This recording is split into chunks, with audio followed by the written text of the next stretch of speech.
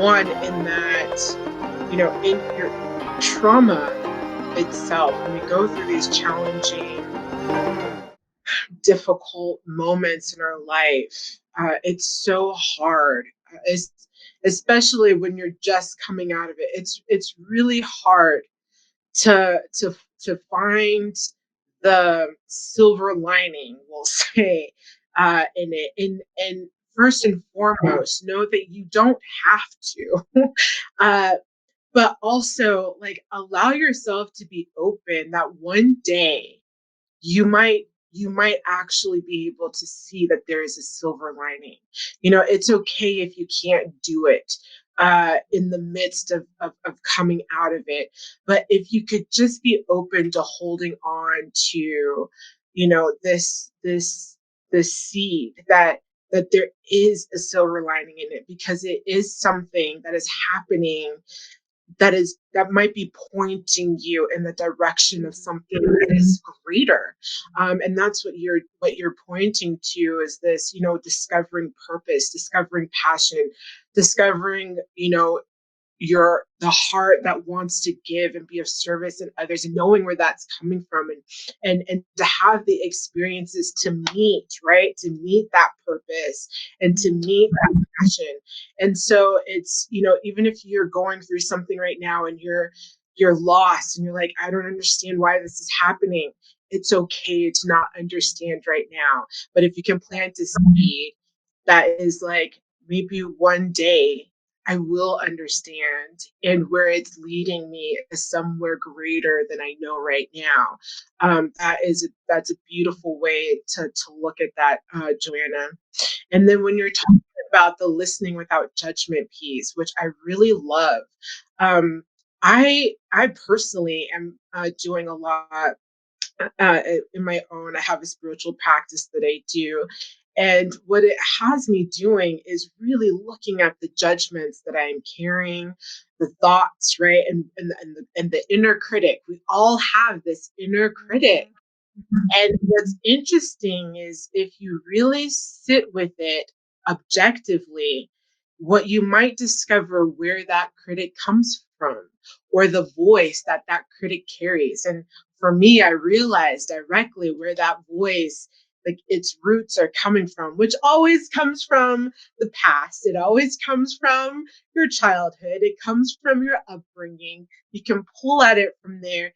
And it's really important to recognize that that voice is not you, that judgment is not you, that you are greater than that, than those judgments. And being able to listen to yourself, your trauma, your experience, knowing what it is that you've gone through, and to not, if there's a judgment coming up, recognize that judgment is not, it's not you, and it's not serving the moment, and allow yourself the permission to meet the moment and to caretake yourself.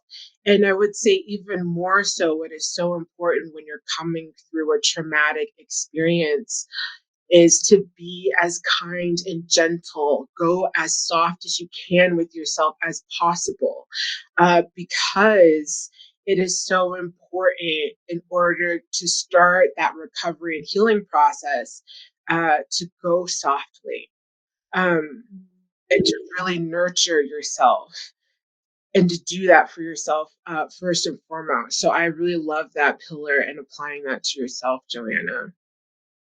Thanks. It's definitely something that I had to learn over time. So you're exactly right. Definitely don't punish yourself if you don't feel better the next day. It's going to take, or a year from now, or years, it's almost a decade later, and I'm finally able to talk about this trauma without getting really emotional and crying myself to sleep at night. It's going to take a lot of trial and error, self-discovery, self-reflection, self-awareness. Some things that I learned to do is to journal and write. If I didn't have someone to talk to, even just like self-awareness things like breathing, definitely also help me also when I was like maybe not feeling too good about myself. Sensory exercises, also meditating, which it takes a lot to get be able to meditate too. When you're an overthinker, to clear your mind is really, really hard. And if you're a hamster in a wheel too, Yeah, you're that's part constantly of the trying to take journey. it off. Yeah, exactly. Yeah. You're not supposed to be able to clear your mind. That's meditation is for those of us who can't do that. Exactly. Yes, exactly. But those things definitely did help me too. And um, so I encourage people to the same thing that you said, just to piggyback off of it. It's not something that happens overnight for anybody. If they tell you that they're fine, Right. I don't know. They might not be, and but maybe they're not ready to talk about it. That's okay too. A lot of times it just takes for then us as the support system, if that's what our role is for someone that we care about, to be consistent, meaning like check in with them every now and again, even if it's just a simple text. Like, hey, just thinking about you, hope you're okay, or, doing that once a week, every Saturday or something like that. Even just at work, if you decide to start like like a, hey, how are you doing thing? I know with my job, and Bria can speak to this. Hey, Bria, we do a Zoom party, for our associates where they can come and we just decompress together, because we work together. We know about the stresses in the workplace, and it's been hard not to be able to lean on each other since we're not in the office right now. Thank goodness we're safe and at home. I mean, that's definitely not underappreciated or taken for granted in any way, but you can do simple things like that, even just within your neighborhood, maybe, a little Zoom block party or something like that, where you guys just take a deep breath together. You don't even have to say anything, but just being able to take a breath together is something that I definitely recommend too in these times, because who knows when we're going to be back to what we were able to do. Yeah. Yeah. It's a new time. It's a new day. It's hearing forward that the residual after effects of 2020.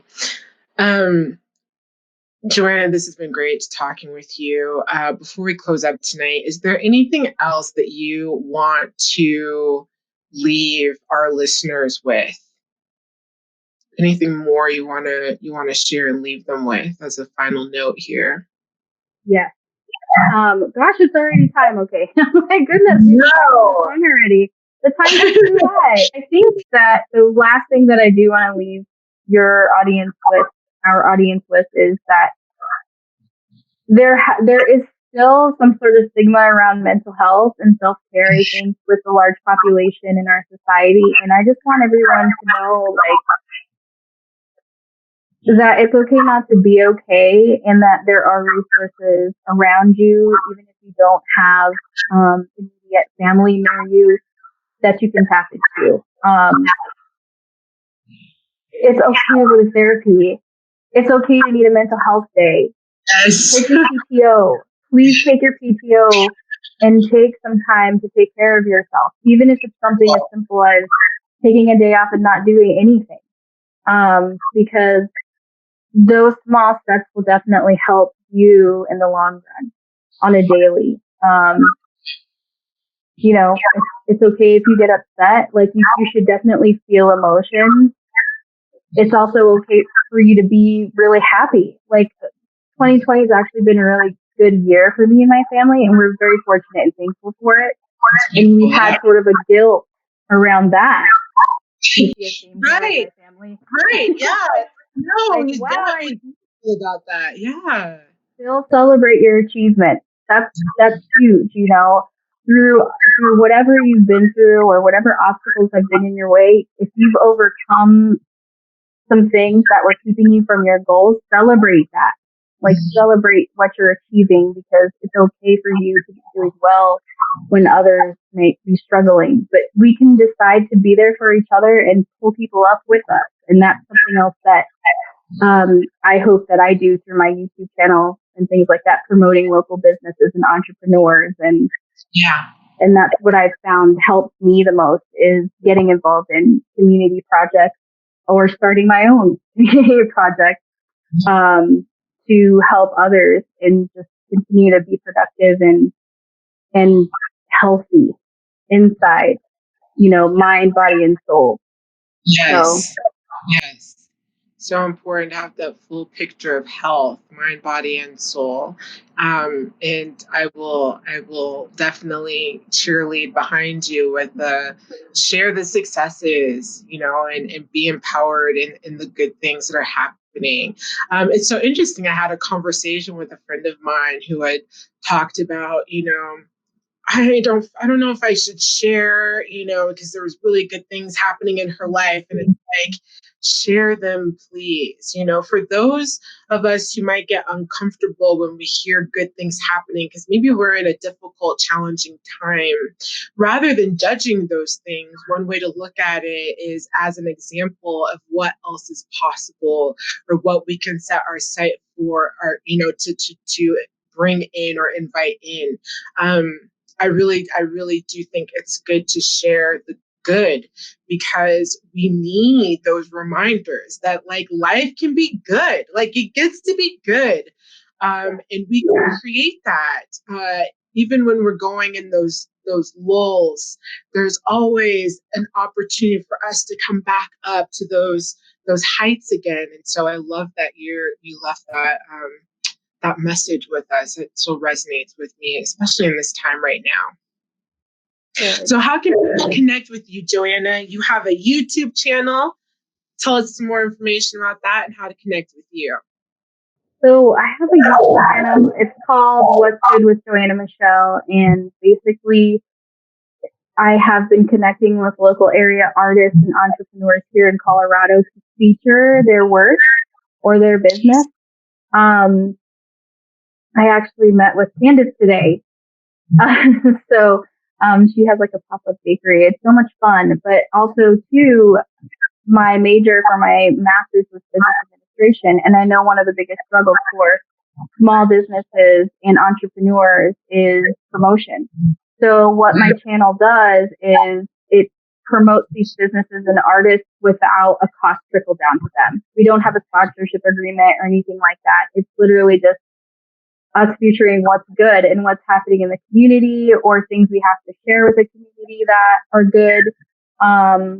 Like we did a turkey giveaway for Thanksgiving, and then also my mom had a mask project, so we did episodes on that. You can find me, Joanna Michelle, on Facebook. We also have an Instagram, Joanna Michelle, and a What's Good LLC. So WGOOD LLC is my business Instagram page. And yeah, you can just connect with me on any social media platform. I'm on LinkedIn too, so you can also search Joanna Michelle on LinkedIn if you have a professional profile. I'd love to connect with anyone. So I'm all over the place. Great, I love it. I love the sound of your YouTube channel. And I mean, we really, especially right now during this time, like supporting local businesses is incredibly important. So I love that you're spotlighting that. I think that's wonderful. Thank you. Yes. And we help people understand what's going on during COVID. Like, it's still okay for you to tap into your local businesses. There's online ordering options for a lot of businesses right now. The bars are becoming breweries, and the breweries are becoming outdoor establishments now. So we help people understand what precautions are being taken and how they can still tap into support their local businesses and artists too. It's wonderful. Yeah, man, we are in a new time. Businesses, we have to be innovative and creative in the ways that we are moving through this time together. So I love that. So thank you again so much, Joanna. It's been a pleasure to talk to you.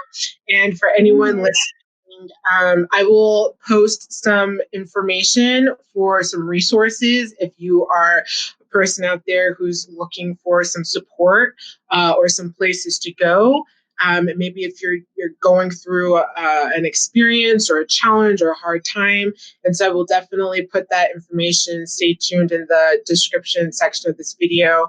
I really appreciate all of you tuning in and watching with us tonight as we dive into this conversation. I hope it has been empowering for you as it has been for me. And Joanna, thank you so much for your vulnerability and sharing your story.